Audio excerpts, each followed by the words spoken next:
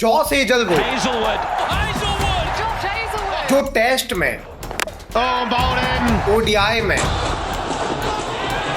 Oh, they're asking for it. Given. T20 आई में, This time he's got him. हर जगह dominate करते हैं। Hazelwood unstoppable. Pat Cummins, Mitchell Starc, इन दोनों से ज्यादा विकेट तो जॉस हेजलवुड लेके जाते हैं। Done him. Hazelwood. बट ये इतना आसान नहीं था। 2010 में डेब्यू करने के बाद 5 साल तक तो इनकी टीम में जगह ही नहीं बन पा रही थी। बट उसके बाद भी किस तरीके से जॉस हेजलवुड का साइलेंटली आज ऐसा राइज हुआ है कि डोमिनेट कर पा रहे हैं। First ball. Hazelwood. आइए आज के इस वीडियो में जॉस हेजलवुड की स्टोरी को समझते हैं कि कैसा इनका इम्पॉसिबल राइज हो पाया है। देखिए, ईयर चल रहा था 2001 का और 10 साल का एक लड़का अपने बड़े भाई के साथ खेत में जाकर क्रिकेट खेला करता था। अब ये खेत में क्रिकेट क्यों खेलता था? एक्चुअली में इसके पापा फार्मर थे, तो उनके ही खेत में जाके क्रिकेट खेलता था अपने भाई के साथ। ये लड़का जब क्रिकेट खेलता तो सब इसको देखते कि 10 साल की उम्र में इतने स्मूथ एक्शन के साथ इतनी एक्यूरेसी से बॉलिंग कैसे कर पा रहा है। लोग जब इसको रास्ते में चलते चलते देखते तो लोग कहते इसके पापा से कि इसको एकेडमी में डालो, आने वाले टाइम में नेशनल टीम में खेलेगा।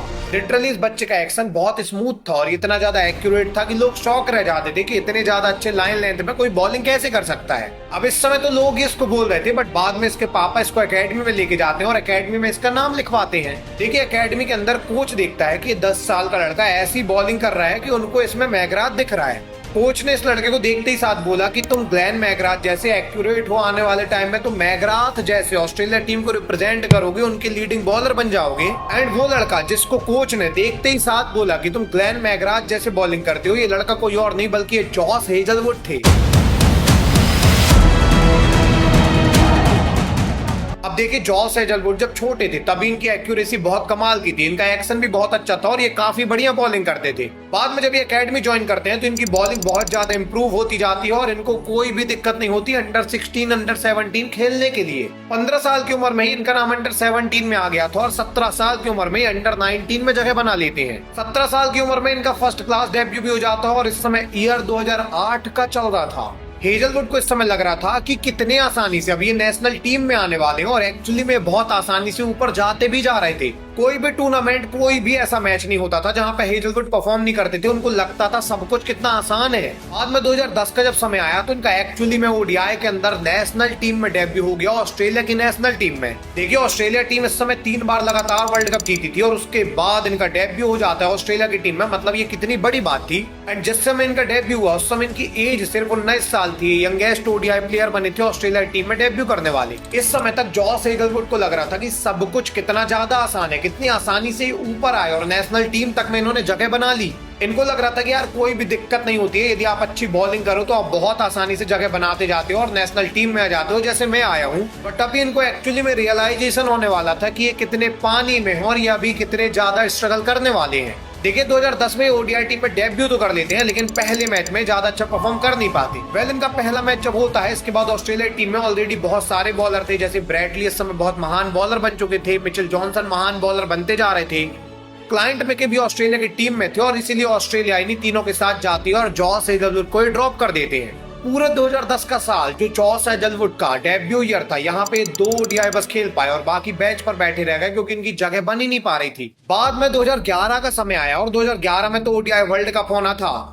अब ऑस्ट्रेलिया टीम 3 बार से लगातार ओडीआई जीत रही है। ओडीआई वर्ल्ड कप में इन्हें प्रिपरेशन करना है, इसलिए इन्होंने अपने बहुत इंपॉर्टेंट बॉलर यहाँ पे उठाए। इन्होंने देखा कि ब्रैडली इतने ज्यादा एक्सपीरियंस है, मिचेल जॉनसन एक्सपीरियंस है, क्लाइंट में के काफी बढ़िया बॉलिंग कर रहे हैं, इन्हीं सबको इन्होंने लगातार मौके दिए। मिला जुलाकर पूरे 2011 के साल जॉस हेजलवुड को लिया ही नहीं गया टीम के अंदर। पूरे साल के अंदर ये ड्रॉप रह गए और 0 मैच ये खेल पाते हैं। मतलब ओडीआई ये अभी तक 2 ही खेल पाए थे 2 साल के अंदर। बाद में जब 2012 का साल आया तो एक बार फिर से इनको बेंच पर ही बैठा दिया गया और इस पूरे साल में भी इनको एक भी मौका नहीं मिला। जॉस हेजलवुड जिनको लग रहा था कि कितना आसान है इंटरनेशनल तक खेलना, उनको समझ में आ गया था कि इतना भी आसान नहीं है। 3 साल से बेंच पर बैठे हुए थे।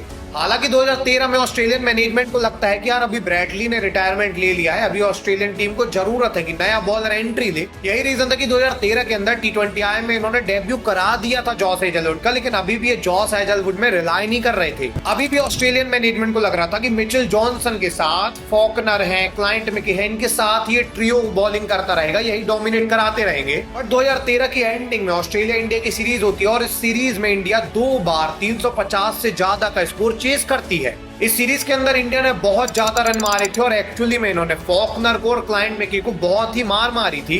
यही वो सीरीज थी जिसके बाद ऑस्ट्रेलियन मैनेजमेंट को समझ में आया कि अभी उनकी बॉलिंग जो है ये कोलैप्स करती जा रही है।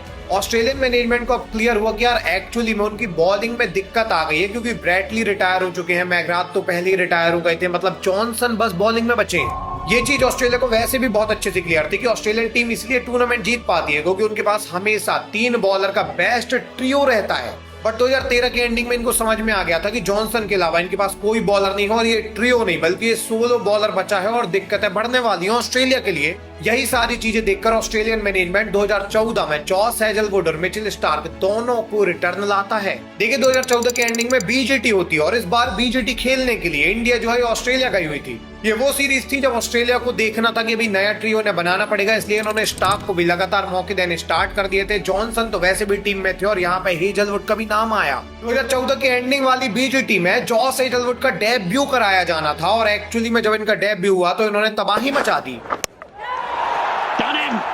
देखिए 17 दिसंबर 2014 को ऑस्ट्रेलिया इंडिया का एक मैच होता है। इस मैच में क्या होता है कि इंडिया की पहले बैटिंग आती है। इंडिया की जब बैटिंग आती है तो इंडिया के बैट्समैन डोमिनेट करते हैं, क्योंकि ओपन आए मुरली विजय ने इस मैच में 144 रन बना के एक तरफा रन बना दिए थे। यहाँ से ऐसा लग रहा था कि इंडिया बहुत बड़ा स्कोर बनाएगी, इंडिया को ऑल आउट भी नहीं कर पाएगी ऑस्ट्रेलिया। इंडिया इस तरीके से बैटिंग कर रही थी, कोई भी बॉलर यहाँ पे विकेट ले नहीं पा रहा था। बट मिडिल ऑर्डर में बॉलिंग करने जॉस हेजलवुड आते हैं, जिनका ये पहला टेस्ट मैच था।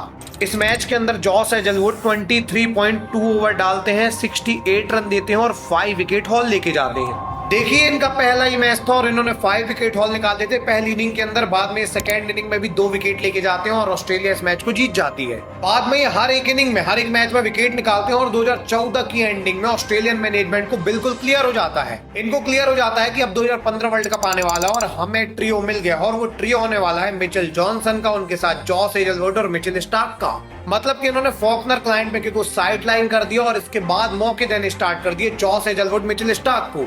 एक्चुअली में स्टार्क का डेब्यू भी 2011 के अराउंड हो गया था, पैट कमिंस का भी तभी हो गया था, जॉस हेजलवुड का भी तभी हो गया था, बट इनको मौके मिल नहीं रहे थे। बट 2014 के एंडिंग में जॉस हेजलवुड स्टार्क जॉनसन के साथ फिक्स हो जाते हैं और पैट कमिंस तो चोटिल रहते थे, तो इनको टीम में जगह देने की बात ही नहीं थी। बाद में 2015 का समय आता है और 2015 में तो इस बार ओडीआई वर्ल्ड कप आ जाता है। अब इस ओडीआई वर्ल्ड कप में सबको क्लियर था कि ऑस्ट्रेलिया की तरफ से 3 बॉलर बॉलिंग करने वाले हैं। वहां पे मिचेल जॉनसन टॉप बॉलर होंगे, बाजू में स्टार्क होंगे और वहां पे साथ देने के लिए जॉस हेजलवुड होंगे। फाइनली जॉस हेजलवुड 5 साल बाद किसी वर्ल्ड कप में जगह बना पाए थे। इनका डेब्यू 2010 में हुआ था और 5 साल बाद जाके तीनों फॉर्मेट में भी फिक्स हो पाए थे। इनको भी समझ में आ गया था कि जितना आसान इन्होंने सोचा था उतना था नहीं। ये 5 साल इनके लिए इतनी दिक्कत वाले थे कि ये सिर्फ डोमेस्टिक खेल रहे थे, टीम में जगह बन नहीं पा रही थी। बाद में 2015 वर्ल्ड कप में इनका नाम आता है और इस वर्ल्ड कप में ऑस्ट्रेलिया डोमिनेट करती है। इस वर्ल्ड कप में ऑस्ट्रेलिया के मेन बॉलर यही ट्रियो थे, साथ में पैट का भी नाम आया था, फॉकनर का भी नाम आया था। बट इन दोनों को इसलिए लिया गया था कि जब ये 3 में से कोई इंजर्ड होगा तो इनको मौके मिल जाएंगे।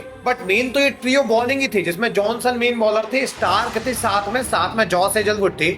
बट इस पूरे वर्ल्ड कप में जो चमक के निकले थे वो स्टार्क थे। स्टार्क ने इतने विकेट निकाले थे कि सब लोग यहाँ शॉक रह गए थे। इवन मिचेल स्टार्क के अकेले की दम पर ऑस्ट्रेलिया फाइनल में पहुंच गई थी और सबका कहना था कि भाई स्टार्क बहुत बड़े सुपरस्टार बनेंगे।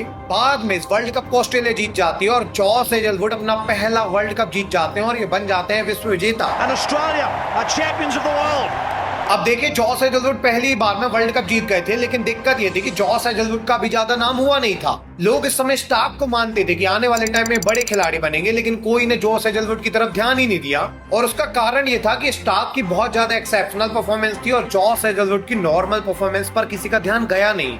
बट एक्चुअली में हेजलवुड ने इस पूरे वर्ल्ड कप में इतनी ज्यादा इकोनॉमिकल बॉलिंग की थी कि इन्होंने कमाल कर दिया था। ऐसे सेमीफाइनल में हेजलवुड ने 10 ओवर में 41 रन दिए थे इंडिया के सामने और 1 विकेट निकाला था। ऐसे ही फाइनल के अंदर हेजलवुड ने 8 ओवर में 2 ओवर तो मेडिन फेंके थे और सिर्फ 30 रन खर्चे थे। हेजलवुड इतने ज्यादा इकोनॉमिकल थे कि कोई इनको मार ही नहीं पा रहा था क्योंकि इनकी लाइन लेंथ बहुत ज्यादा एक्यूरेट थी। 2015 का साल इस तरीके से एंड होता है जहां पे जॉस हेजलवुड तीनों फॉर्मेट में जगह बना चुके थे, वर्ल्ड कप जीत चुके थे, लेकिन इनको इस समय कोई नहीं जानता था। अब इनको कोई जानता नहीं था तो जॉस हेजलवुड ने सोच लिया कि 2016 में इनको डोमिनेट करना है, अपना नाम बनाना है और बताना है कि ये भी वर्ल्ड क्लास बॉलर हैं। एंड 2016 में इन्होंने एक्चुअली में डोमिनेट कर दिखाया। देखिए 2016 की स्टार्टिंग में ट्राई नेशन सीरीज होती है जहां पे एक्चुअली में ऑस्ट्रेलिया फाइनल में पहुंच जाती है वेस्ट इंडीज के साथ। 26 जून 2016 को ऑस्ट्रेलिया के बीच में और वेस्ट इंडीज के बीच में फाइनल होता है। फाइनल में ऑस्ट्रेलिया की पहली बैटिंग आती है और ऑस्ट्रेलिया बना पाती है 270 रन। एक्चुअली में 270 रन काफी छोटा स्कोर था, 271 इस समय वेस्ट इंडीज चेस कर सकती थी। वेस्ट इंडीज की टीम काफी ज्यादा डोमिनेटिंग थी इस समय। और जब वेस्ट इंडीज की बैटिंग आई तो जॉस हेजलवुड ने 9.4 ओवर में 50 रन दिए, 5 विकेट ये लेके जाते हैं और वेस्ट इंडीज को 212 पर ऑल आउट कर देते हैं। बाद में इसी सेम ईयर एक टेस्ट मैच में 6 विकेट हॉल लेके जाते हैं और पूरे साल ये हर फॉर्मेट में डोमिनेट करते हैं। देखिए 2016 के अंदर जॉस हेजलवुड ने 11 टेस्ट मैच में 42 विकेट निकाले थे और ये पूरे ईयर कैलेंडर में टॉप 10 मोस्ट विकेट टेकर की लिस्ट में थे। इसी सेम ईयर यदि आप देखोगे तो ओडीआई में इन्होंने 16 मैच में 26 विकेट निकाले थे और यहाँ भी ये टॉप 10 मोस्ट विकेट टेकर की लिस्ट में थे। मतलब कि 2015 में इनको कोई नहीं जानता था और 2016 में इनका राइज हुआ था, लोग इनको जानने लग जा रहे थे, हर फॉर्मेट के अंदर 5 विकेट हॉल लेके जा रहे थे। बाद में जब 2016 एंड हुआ ना तो ईयर आया 2017 का और 2017 में तो चैंपियन ट्रॉफी आ गई। अब देखिए 2015 वर्ल्ड कप में जो चीज मिचेल स्टार्क ने की थी वो 2017 चैंपियन ट्रॉफी में हेजलवुड करना चाहते थे और इन्होंने ऐसा किया भी। एक्चुअली में 2017 चैंपियन ट्रॉफी में ऑस्ट्रेलिया का पहला मैच न्यूजीलैंड के साथ होता है। इस मैच में न्यूजीलैंड की पहली बैटिंग आई और ऑस्ट्रेलिया जब बॉलिंग करने आई तो जॉस हेजलवुड ने 9 ओवर में 52 रन दिए और 6 विकेट ये लेके जाते हैं। इन्होंने लिटरली ओडीआई मैच में 6 विकेट निकाले और ये मैच एक तरफा ऑस्ट्रेलिया को जीत जाना चाहिए था, बट इस मैच के अंदर बारिश आ गई और जॉस हेजलवुड की किस्मत इतनी ज्यादा खराब थी कि ऐसे ही 2 मैच और टाई हो गए पानी के चलते। बारिश में ऑस्ट्रेलिया के 2 मैच धुल चुके थे, एक मैच ऑस्ट्रेलिया हार गया और इस पूरे मतलब कि 2017 चैंपियन ट्रॉफी से एग्जिट कर गया। बिना सेमीफाइनल खेले 2017 चैंपियन ट्रॉफी से ऑस्ट्रेलिया का पत्ता कट गया और जॉस हेजलवुड को लग रहा था कि फाइनल तक वो ले जाएंगे, जिताएंगे, वो पूरा सपना टूट गया। जैसे 2015 वर्ल्ड कप में मिचेल स्टार्क ने परफॉर्म करके दिखाया था, वही चीज जॉस हेजलवुड 2017 चैंपियन ट्रॉफी में करने वाले थे, वो कर भी रहे थे, बट 2017 चैंपियन ट्रॉफी में इनकी किस्मत ही खराब थी। बाद में पूरे 2017 के ईयर में 9 ओडीआई मैच में 19 विकेट लेके जाते हैं और इनका जो एवरेज था वो 22 का था। अब देखिए 2017 वही साल था जब पैट कमिंस की इंजरी का पूरा इशू सॉल्व हो चुका था और पैट कमिंस भी अभी आ गए थे ऑस्ट्रेलियन टीम में। इस समय मिचेल जॉनसन भी रिटायरमेंट ले चुके थे ऑल फॉर्मेट से, मिला जुलाकर अभी पैट कमिंस के साथ इनका ट्रियो बन गया था। मतलब कि 2015 में जो ट्रियो बना था Mitchell Johnson, Mitchell Starc, Josh Hazlewood का, वहां पे जॉनसन को रिप्लेस करके पैट कमिंस अभी बॉलिंग लीडर बन गए थे और ये दोनों साइड बॉलिंग में। एक्चुअली में आपको लग रहा होगा कि जॉस हेजलवुड या फिर मिचेल स्टार्क यहाँ पे लीडिंग बॉलर क्यों नहीं बने तीनों के बीच में, तो उसका कारण ये था कि पैट कमिंस जब आए तब ये डोमिनेट करने लग गए। जैसे 2017 के बाद 2018 में पैट कमिंस ने सबसे ज्यादा विकेट निकाले पूरे ऑस्ट्रेलिया के लिए एंड इन्होंने इतने ज्यादा विकेट निकाले कि ऑस्ट्रेलिया ने बाद में इनको वाइस कैप्टन बना दिया था 2019 में। यही कारण था कि पैट कमिंस इस समय लीडिंग बॉलर बन गए थे एंड पैट कमिंस के साथ मिचेल स्टार्क और यहाँ पे जॉस हेजलवुड साइड बॉलर बन जाते हैं जो पैट कमिंस को सपोर्ट करेंगे। वेल ऑस्ट्रेलियन मैनेजमेंट काफी ज्यादा खुश था, उनको लगातार एक ट्रियो मिल रहा था जो ऑस्ट्रेलिया को डोमिनेट करवा पा रहा था। 2015 वर्ल्ड कप भी इसी ट्रियो की दम पर वो जीत चुके थे। अब ऑस्ट्रेलियन मैनेजमेंट को यही लग रहा था कि 2019 वर्ल्ड कप हम एक तरफा जीतेंगे क्योंकि हमारे पास एक बॉलिंग का ट्रियो है जहां पैट भी है, स्टार्क भी है, हेजलवुड भी है। ये चीज काफी ज्यादा इंटरेस्टिंग होने वाली थी। 2019 वर्ल्ड कप में इनको लगा कि हम एक तरफा जीत जाएंगे, ये बॉलिंग पिच में भी होने वाला है, इंग्लैंड में होने वाला है। बट 2019 वर्ल्ड कप के जस्ट पहले जनवरी के महीने में क्या होता है कि 2019 जनवरी में चोट लग जाती है जॉस हेजलवुड को। जॉस हेजलवुड के एक्चुअली में बैक में स्ट्रेस फ्रैक्चर हो जाता है और जब ये जाते हैं तो इनको यहाँ पे बेड रेस्ट दे दिया जाता है। डॉक्टर कहते हैं कि जॉस हेजलवुड अभी खेल नहीं सकते हैं, अभी ये खेलने के लायक नहीं है। अगर आप इनको वर्ल्ड कप खिलाना चाहें तो आप कुछ मैच खिला सकते हैं बट पूरे मैच आप नहीं खिला सकते। अब यहाँ पे ऑस्ट्रेलियन मैनेजमेंट ने बोला कि ठीक है वर्ल्ड कप हम इन्हें नहीं खिला सकते तो हम एक भी नहीं खिलाएंगे क्योंकि हमें एसेस खिलाना है जो वर्ल्ड कप के बाद होने वाली है। ऑस्ट्रेलियन मैनेजमेंट एक्चुअली में जॉस हेजलवुड को थोड़े बहुत मैचेस खिला सकती थी बट उन्होंने बोला एसेस के लिए हमें हेजलवुड को बचाना है तो वर्ल्ड कप में हम इनको नहीं ले रहे। बाद में 2019 वर्ल्ड कप होता है, ऑस्ट्रेलिया सेमीफाइनल के अंदर बाहर हो जाती है और वर्ल्ड कप के बाद अगस्त के महीने में एसेस आ जाती है। देखिए एसेस जब आती है तो ये एसेस आसान नहीं होने वाली थी इस बार क्योंकि ये एसेस जो थी इंग्लैंड में हो रही थी और ऑस्ट्रेलिया गई थी इंग्लैंड खेलने के लिए। वेल इंग्लैंड में जब ये एसेस स्टार्ट होती है तो 22 अगस्त के दिन लीड्स के ग्राउंड में एक मैच होता है इस मैच में क्या होता है, ऑस्ट्रेलिया की पहले बैटिंग आती है और ऑस्ट्रेलिया जब बैटिंग करने आती है तो इंग्लैंड इनको 179 रन पर ऑल आउट कर देती है। 179 रन ये इतना छोटा स्कोर था कि ड्राइविंग सीट में अब इंग्लैंड की टीम आ गई थी और इंग्लैंड ये मैच आसानी से जीतने वाली थी, सबको यही लग रहा था। बट बाद में जब इंग्लैंड की इस मैच में बैटिंग आती है तो ऑस्ट्रेलियन बॉलिंग से बॉलिंग करने आते हैं जॉस हेजलवुड। हेजलवुड 12.5 ओवर डालते हैं, 30 रन देते हैं और 5 विकेट हॉल लेके जाते हैं। हेजलवुड ने यहाँ पे ऐसी बॉलिंग की थी कि इंग्लैंड की टीम 100 रन भी नहीं बना पाई थी और 179 रन के मैच में ऑस्ट्रेलिया लीड लेके चली गई। बाद में ऑस्ट्रेलिया की जब सेकेंड इनिंग में बैटिंग आई तो ऑस्ट्रेलिया बना पाती है 246 रन। मिला जुलाकर 350 से ऊपर का चेस मिलता है इंग्लैंड की टीम को और सबको लगता है कि अब हेजलवुड और कमाल कर देंगे। बाद में एक्चुअली में हेजलवुड कमाल करते हैं, 4 विकेट ये सेकेंड इनिंग में भी लेकर जाते हैं। बट कमाल तो तब हुआ जब इस मैच को अकेले दम पर बेन स्टोक ने जिता दिया 135 रन की वो ऐतिहासिक पारी खेलकर। अब देखिए उस मैच को भी हम आज इसलिए याद करते हैं क्योंकि बेन स्टोक ने 135 रन मारे थे। उस मैच को बेन स्टोक के लिए ही याद किया जाता है। यदि आप उस मैच को एक्चुअली में घूमकर देखोगे तो आपको समझ में आएगा पूरे मैच के अंदर यहाँ पे जॉस हेजलवुड ने 9 विकेट निकाले थे, पहले इनिंग में 5 और दूसरी इनिंग में 4। मतलब कि जॉस हेजलवुड ने कमाल कर दिया था, पूरे मैच में इन्होंने डोमिनेट ही किया था। बाद में इसके बाद वाले मैच में भी जॉस हेजलवुड 6 विकेट लेके जाते हैं और ये सीरीज एंड होती है 2-2 की बराबरी पर। ऑस्ट्रेलियन मैनेजमेंट जो जॉस हेजलवुड को बचा कर रखे हुए थे एसेस के लिए, वो एसेस में एक्चुअली में जॉस हेजलवुड ने परफॉर्म कर दिखाया था। इन्होंने बताया था कि अगर आप मेरे को बचा कर रख रहे हो, मेरे पर भरोसा दिखा रहे हो, तो मैं बताऊंगा कि मैं कितना बड़ा बॉलर हूँ और मैं आपके भरोसे से ज्यादा परफॉर्म करूंगा। बाद में 2019 जब निकला तो 2020 में इन्होंने आईपीएल में अपने आप को रजिस्टर करा दिया। 2020 आईपीएल में सीएसके ने इनको 2 करोड़ रुपए में खरीद भी लिया। अब आपको लग रहा होगा कि इससे पहले जॉस हेजलवुड कहाँ थे, इससे पहले आईपीएल में क्यों नहीं आए थे। देखिए जॉस हेजलवुड 2014 में एक्चुअली 50 लाख रुपए में आईपीएल में बिके थे। मुंबई इंडियंस ने इनको खरीदा था 50 लाख रुपए में।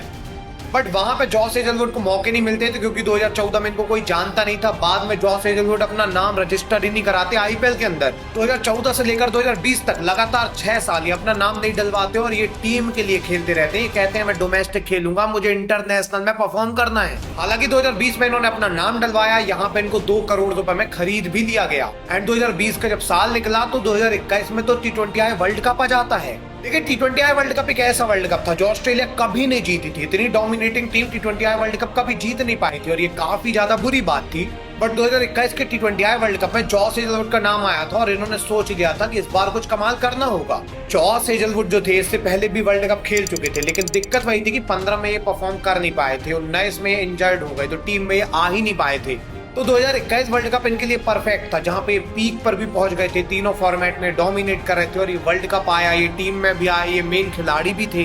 बाद में 2021 का T20I वर्ल्ड कप स्टार्ट हुआ और इस वर्ल्ड कप का पहला मैच जो था ऑस्ट्रेलिया का वो साउथ अफ्रीका के साथ रखा गया। इस मैच के अंदर क्या होता है कि साउथ अफ्रीका की पहले बैटिंग आती है। अफ्रीका जब बैटिंग करने आती है तो ये सिर्फ 118 रन बना पाते हैं। आपको लग रहा होगा अफ्रीका इतना कम रन क्यों बना पाई, क्योंकि एक्चुअली में जॉस हेजलवुड ने 4 ओवर में 19 रन दिए और 2 विकेट भी लेके गए। इन्होंने ना सिर्फ विकेट निकाले थे बल्कि इतने ज्यादा इकोनॉमिकल थे कि 5 की इकोनॉमी भी नहीं थी इनकी, इतनी कमाल की बॉलिंग कर रहे थे। ऑस्ट्रेलिया इस मैच को आसानी से जीत जाती है और इसके बाद ऑस्ट्रेलिया एक के बाद एक मैच जीतती जाती है। पूरे वर्ल्ड कप में ऑस्ट्रेलिया सिर्फ एक मैच हारती है और आखिरी मैच इनका होता है वेस्ट इंडीज के साथ। देखिए ऑस्ट्रेलिया का जो लास्ट मैच वेस्ट इंडीज से था, इस मैच के अंदर जॉस हेजलवुड ने 4 विकेट निकाले थे और 157 पर वेस्ट इंडीज को रोक दिया था। बाद में ऑस्ट्रेलिया इस मैच को भी जीत गई थी और एक तरफा ऑस्ट्रेलिया सेमीफाइनल में जगह बनाई थी। सेमीफाइनल के अंदर मैथ्यू वेड की कमाल की इनिंग आती है, वो सेमीफाइनल भी ऑस्ट्रेलिया जीत जाती है और इसके बाद ये फाइनल में एंटर कर जाते हैं। फाइनली 14 नवंबर 2021 को वर्ल्ड कप फाइनल होना था। ऑस्ट्रेलिया के पास बहुत बड़ा मौका था कि वो T20I वर्ल्ड कप जीत जाएं, बट ये फाइनल आसान होने नहीं वाला था। ऑस्ट्रेलिया का फाइनल न्यूजीलैंड के साथ था और न्यूजीलैंड भी छोटी टीम तो थी नहीं। बाद में इस मैच के अंदर पहले बैटिंग न्यूजीलैंड की आती है और न्यूजीलैंड की जब बैटिंग आई तो न्यूजीलैंड ने ऑस्ट्रेलिया की बॉलर की कमर तोड़ के रख दी। न्यूजीलैंड के बैट्समैन ने एक्चुअली में मिचेल स्टार्क को 4 ओवर के अंदर 15 की इकोनॉमी से 60 रन मार दिए और एक विकेट भी स्टार्क निकाल नहीं पाए। पैट कमिंस को भी इन्होंने 27 रन मारे थे और पैट कमिंस भी एक विकेट भी निकाल नहीं पाए थे। इस मैच के अंदर न्यूजीलैंड एक्चुअली में 200 का स्कोर इजीली क्रॉस कर देती और 200 का स्कोर अगर न्यूजीलैंड क्रॉस कर देती तो उनको हराना इम्पॉसिबल हो जाता। बट इसके बाद भी न्यूजीलैंड इस मैच में 4 विकेट के नुकसान पर 172 रन ही बना पाती है। इतना कम स्कोर न्यूजीलैंड कैसे बना पाई? जब स्टार्क को 4 ओवर में 60 रन पड़ गए, पैट कमिंस को विकेट नहीं मिला, तो इनका स्कोर 180 भी क्रॉस कैसे नहीं हुआ? एक्चुअली में इस मैच में न्यूजीलैंड इसलिए स्कोर बड़ा नहीं बना पाए क्योंकि जॉस हेजलवुड 4 ओवर में 16 रन देते हैं और 3 विकेट लेके जाते हैं। इतने कमाल की बॉलिंग थी वो भी फाइनल मैच में कि सब लोग शॉक रह गए थे कि ये कैसी बॉलिंग कर रहे हैं भाई, 4 की इकोनॉमी है इनकी। बाद में ऑस्ट्रेलिया ने इस स्कोर को आसानी से चेस किया और ऑस्ट्रेलिया बन गई पहली बार T20I world cup champion. Australia ने वर्ल्ड कप तो जीता ही था, साथ में जॉस हेजलवुड ने कमाल कर दिया था।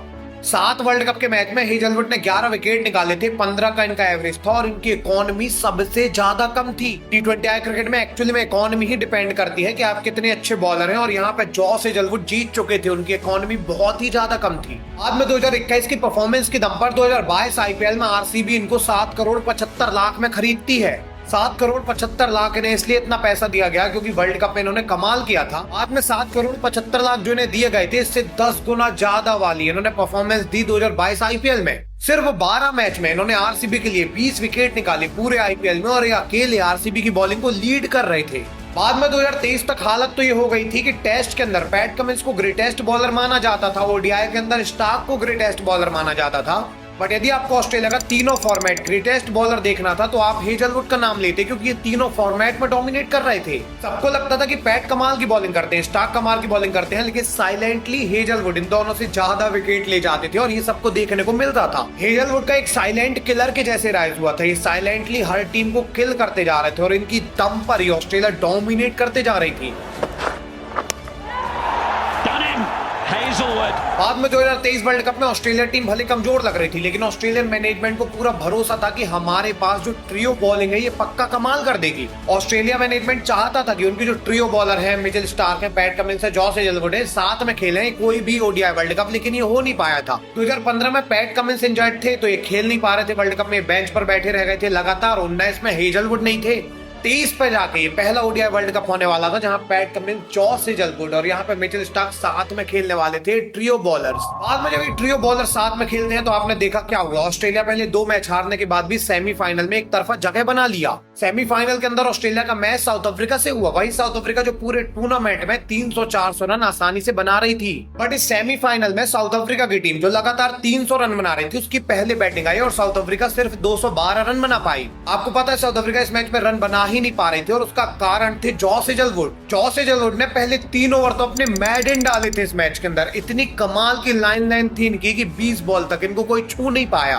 पूरे मैच में हेजलवुड ने 8 ओवर डाले थे और 12 रन दिए थे। इनकी इकोनॉमी 1.50 की थी और 2 विकेट ये लेके गए थे। 1.50 की इकोनॉमी जो है लोगों की टेस्ट में नहीं रहती और जॉस हेजलवुड की सेमीफाइनल मैच में थी, वो भी वर्ल्ड कप के, ओडीआई वर्ल्ड कप की। ये इतनी वर्ल्ड क्लास बॉलिंग थी कि आज तक किसी ने वर्ल्ड कप के अंदर इतने बड़े मैच में ऐसी बॉलिंग की ही नहीं थी। बाद में ऑस्ट्रेलिया सेमीफाइनल को जीत जाती है, बाद में फाइनल भी जीत जाते हैं और जॉस हेजलवुड ने कमाल ही कर दिया। पूरे वर्ल्ड कप के अंदर जॉस हेजलवुड ने 16 विकेट निकाले थे और ये बता रहा था कि एक्चुअली में कमाल के बॉलर हैं। लोगों का ध्यान 2023 वर्ल्ड कप में इसी में था कि पैट कमिंस कमाल की कैप्टेंसी कर रहे हैं, अच्छी बॉलिंग भी कर रहे हैं, लेकिन किसी का ध्यान नहीं गया कि मिचेल स्टार्क ने जितने विकेट लिए उतने विकेट तो हेजलवुड भी लेकर गए। हेजलवुड बार बार बता रहे थे कि साइलेंटली वो पैट कमिंस और स्टार्क से भी ज्यादा विकेट लेके जाते हैं और ये सबको समझ में आ भी रहा था। बाद में जब 2023 निकला तो 2024 में इन्होंने और कमाल किया। 2024 में T20I वर्ल्ड कप आपको याद होगा जहां पर जॉस हेजलवुड ने लगातार विकेट निकाले थे। इवन एक मैच जो ऑस्ट्रेलिया का इंपॉर्टेंट मैच था बहुत ज्यादा इंडिया के साथ, उस मैच के अंदर पैट को मार पड़ी। स्टार्क को तो 1 ओवर में 30 रन मारे थे रोहित शर्मा ने। उतने इंपॉर्टेंट मैच में भी जॉस हेजलवुड को मारनी पड़ी और इन्होंने 0 के स्कोर पर विराट कोहली को आउट किया था। एक्चुअली में जॉस हेजलवुड की ना लाइन लेंथ इतनी कमाल की है कि उनको कभी भी मार नहीं पड़ती, कोई भी फॉर्मेट हो। जॉस हेजलवुड सबसे ज्यादा इकोनॉमिकल रहते ही है। यही कारण था कि 2025 IPL में आरसीबी इनके लिए बहुत बोली लगाती है। 12 करोड़ 25 लाख तक आरसीबी इनके लिए जाती है। इनका प्राइस लगातार ऊपर गया था, पहले 2014 में 50 करोड़, इसके बाद 2 करोड़, इसके बाद 7 करोड़ 75 लाख और अभी 12 करोड़ 25 लाख। बाद में इन्होंने आरसीबी के लिए वो परफॉर्मेंस दे डाली कि आरसीबी अब इनको छोड़ेगी ही नहीं। इन्होंने लिटरली 12 मैच में 22 विकेट निकाले। हर मैच के अंदर जॉस हेजलवुड विकेट लेके जा रहे थे और अकेले दम पर ये आरसीबी की बॉलिंग को लीड कर रहे थे। फाइनली 2025 में आरसीबी टाइटल भी जीत जाती है और जॉस हेजलवुड बहुत बड़े हीरो भी निकल के आते हैं। अभी आप देखिए कि जॉस हेजलवुड 2025 में भी क्या डोमिनेट कर रहे हैं, चाहे ओडीआई सीरीज हो चाहे T20I सीरीज हो, हर एक मैच में परफॉर्म करते हैं। जॉस हेजलवुड को सिर्फ एक T20I मैच खेलने के लिए बुलाया गया था क्योंकि आने वाले टाइम में एसेस की तैयारी करेंगे एक T20I मैच में भी इन्होंने 3 विकेट निकाले। ऐसी बॉलिंग की कि इंडिया इनको छू भी नहीं पा रही थी। इंडियन बैट्समैन को समझ में नहीं आ रहा था कि बॉल कहां से जा रही है। Hazelwood unstoppable. आज यदि पैट कमिंस टेस्ट के गोट बन चुके हैं, आज यदि मिचेल स्टार्क ओडीआई के गोट बन गए हैं, तो जॉस हेजलवुड तीनों फॉर्मेट के गोट बन गए हैं। जॉस हेजलवुड एक ऐसे खिलाड़ी हैं जो लगातार तीनों फॉर्मेट खेलते हैं और तीनों फॉर्मेट में डोमिनेट करते हैं बिल्कुल साइलेंटली। अभी एसएस की तैयारी करने चले गए हैं। आपको क्या लगता है आने वाली एसएस सीरीज में कितने विकेट लेने वाले हैं? कमेंट सेक्शन में जरूर से बताइएगा। यदि आपको जॉस हेजलवुड की ये वीडियो पसंद आई है तो पैट कमिंस की ये वीडियो देखिए, और पसंद आएगी मिचेल स्टार्क की भी ये वीडियो जरूर से देख लीजिएगा। मिलेंगे किसी अगली वीडियो में, तब तक के लिए धन्यवाद।